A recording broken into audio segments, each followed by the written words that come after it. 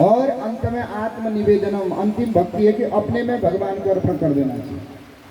पकड़ के नीचे फेंक दिया कि जिसका नाम मैं मिटाना चाहता हूं तो उसी को जो है उसी का नाम ले रहा है। विष पिला दिया, प्रहलाद जी नहीं मरे। पागल हाथियों के आगे फेंक दिया, प्रहलाद जी नहीं मरे। बड़े बड़े पर्वतों से गिरा दिया, प्रहलाद जी नहीं मरे। विषैले सर्पों से डसा दिया, प्रहलाद जी नहीं मरे। अनेक उपाय कर दिए प्रहलाद जी को मारने के, प्रहलाद जी नहीं मरे। अब बड़ा दुखित है, ये कौन सा मायावी बालक, राक्षसी बालक मेरे घर में आ गया है, क्या करूं? तो प्रहलाद की एक बुआ है जिसका नाम है होलिका, ढूंढिका है, होलिका कहते हैं।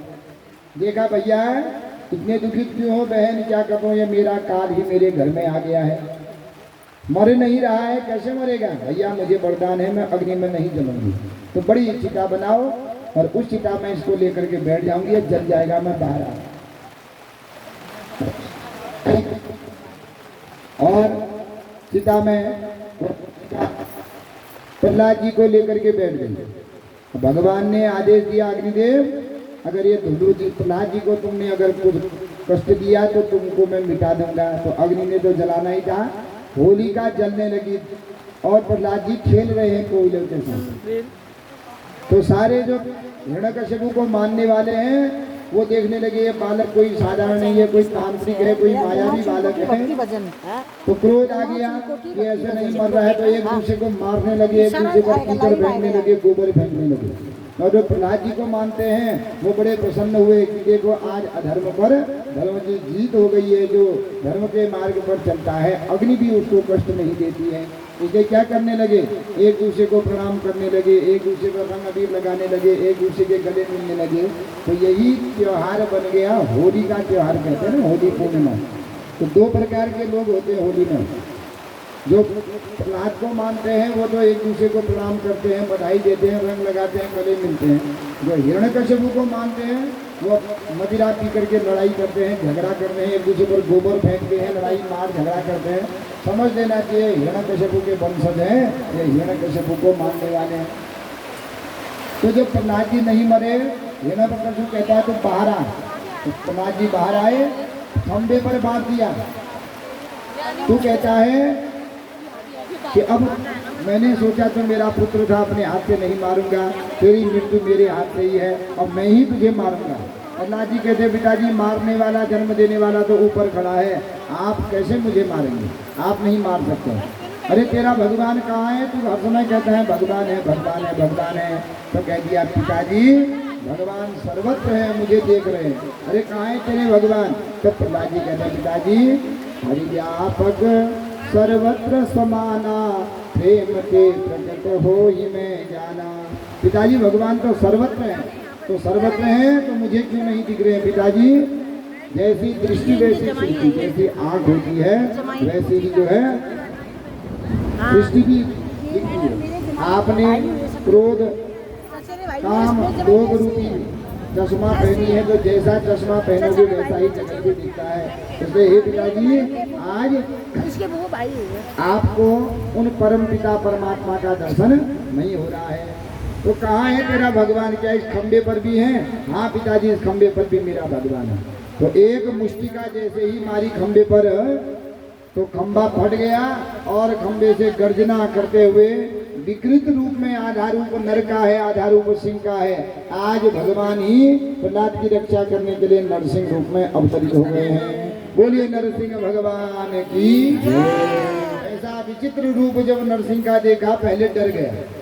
प्रहलाद से कहा प्रहलाद क्या यही तेरा भगवान है? प्रहलाद जी कहते हाँ पिताजी यही मेरे भगवान है। तो कहा तेरा भगवान मेरा क्या बिगाड़ देगा? मुझे वरदान है, न मैं बाहर मरूंगा, न नीचे न ऊपर। जब एक एक वरदान कहने लगा भगवान ने पकड़ा प्रहलाद, हिरण्यकश्यप को ले गए बीच दिल्ली पर। प्रहलाद हिरण्यकश्यप कहता है अरे तुम मुझे नहीं मार सकते, मुझे वरदान है, न मैं बाहर मरूंगा न भीतर मरूंगा। भगवान कहते हैं न बाहर है न भीतर है, बीच दिल्ली है। अरे मुझे वरदान है न नीचे मरूंगा न ऊपर। भगवान ने जंगा पर सुला दिया, न नीचे है न ऊपर है। मुझे वरदान है न दिन के समय मरूंगा न रात्रि में मरूंगा। भगवान कहते हैं देख बीच जो है संध्या का समय है, न दिन है न रात्रि है। महाराज न देवता के द्वारा मरूंगा, न मानव के द्वारा, न दानव के द्वारा। न मैं देवता हूँ, न मानव हूँ, न दानव हूँ। आधा रूप नर का है, आधा रूप सिंह का है। 12 महीने में न मरूं, ऐसा वरदान था।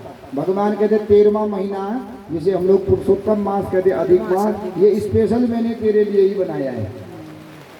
तो मुझे वरदान है, मैं ब्रह्मा की बनाई हुई सृष्टि में किसी से नहीं मरूं।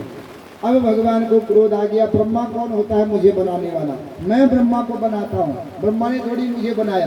क्रोध आ गया तो अपने दोनों बड़े बड़े जो है पंजों के द्वारा इस हिरण्यकश्यपु का पेट विदीर्ण कर दिया, अतड़ियां पकड़ के गले में डाल दी और हिरण्यकश्यपु मर गया। सब देवता गए, जय जयकार करने लगे। भगवान के सम्मुख देवता गए तो भगवान गर्जना करने लगे देवताओं को देख करके। लक्ष्मी जी को भेजा, जाओ उनका क्रोध शांत करो। लक्ष्मी जी गई तो भगवान जोर से गर्जना करते हैं, लक्ष्मी जी भी भाग गई। तो भगवान इतने कुपित हैं, सब कहने लगे कैसे इनका कोप शांत होगा, अब प्रहलाद को ही भेजना चाहिए। तो जैसे ही प्रहलाद जी को भेज दिया, तो प्रहलाद जी को जैसे ही भेज दिया तो भगवान प्रहलाद जी को पकड़ के गोद में बैठा करके चाटने लगे। कहने लगे बेटा तूने इतना कष्ट भोगा और फिर भी जो है सत्य का मार्ग नहीं छोड़ा। बेटा बहुत दुख हो गया, बहुत देर हो गई मुझे आने में, तुझे बहुत दुख मिल गया, तू क्या बता तुझे क्या चाहिए। प्रहलाद जी कहते महाराज मुझे कुछ नहीं चाहिए, अगर मैंने मांगने वाली भक्ति की होती भगवान तो इतना कष्ट थोड़ी भोगता, मेरा पिता भी सब कुछ दे सकता था। महाराज मैं आपका भक्त हूँ, आप मेरे भगवान हैं, और भक्त अगर भगवान से मांगने लगेगा फिर उसे भक्ति नहीं कहते हैं। नवई भृत्यो सवई वणिक, वो तो बनिए वाला हिसाब हो गया। हम दुकान में गए, दुकानदार को पैसा दिया, बदले में सामान दे दिया। अब न दुकानदार की हमारे ऊपर कोई कृपा हुई, ना हमारी उस पर कृपा हुई। हमको जरूरत थी तो हमने पैसा दे दिया, उसने बेचना था तो उसने पैसा ले लिया। तो महाराज मांगने वाली अगर भक्ति होती है तो बनिए वाली भक्ति होती है। इसलिए महाराज मुझे कुछ नहीं चाहिए।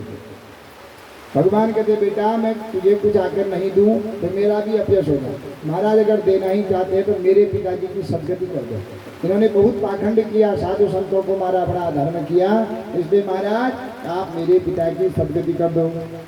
भगवान रोने लगे, धन्य है जिस पिता ने तुझे इतना कष्ट दिया, आज तू उसी पिता की सदगति चाहता है। बेटा तेरा पिता तो मेरे हाथों मर करके वैसे ही स्वर्ग को चला गया है, और तेरे जिसके कुल में तुझ जैसा पुत्र होता है उसके 21 पीढ़ी तक के पित्र तर जाते हैं। तो भगवान प्रहलाद जी को गद्दी पर बैठा करके गए कि इस गद्दी के मालिक आपसे आज से आप हो, और अपना जो है दिव्य रूप लेकर के भगवान अंतर्ध्यान हो गए। बोलिए सच्चिदानंद भगवान की जय।